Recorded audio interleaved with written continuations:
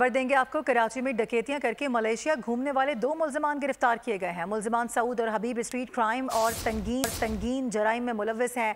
मुल्जिमान शहरियों से mobile phone, नकदी और कीमती सामान लूटा करते थे। मुल्जिमान से असलहा और मसरूका सामान बरामद किया गया है, पुलिस की जानिब से बताया गया है। जबकि गिरफ्तार मुल्जिमान का वीडियो बयान भी बोल न्यूज़ पर इस वक्त देखा जा सकता है। आपको दिखाते हैं। हबीब नाम है।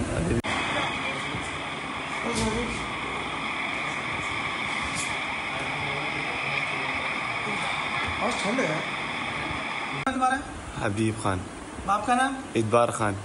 कौन? सवात। सवात। अच्छा, क्यों पकड़ा तुझे? सब मोबाइल कान छीने पे।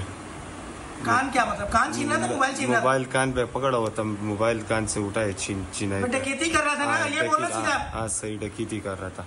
सऊद। आपका नाम? शौकत। क्यों पकड़ा तुझे? मोबाइल छीने चपटी में सर।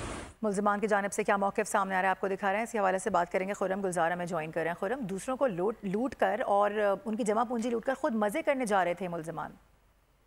जी बिल्कुल, ये कराची के शहरियों को लूटने के बाद ये मलेशिया जाते थे, वहाँ पिकनिक करते थे, घूमते फिरते थे, फिर वापस आके शहरियों से लूट मार की वारदातें करते थे। इससे कबल भी मुलजिम जो है वो जब मलेशिया गया और घूम के आने के बाद वो डकैती में वारदातें कर रहा था कि पुलिस के हत्थे लग गया।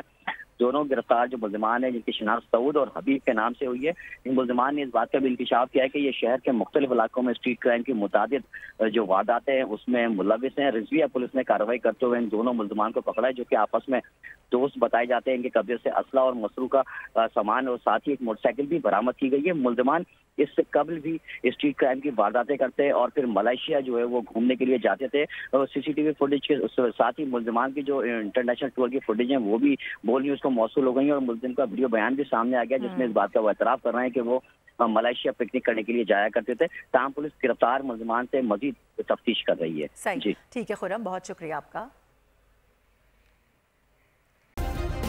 सब्सक्राइब करें और बेल दबाएं ताकि कोई खबर रह न जाए।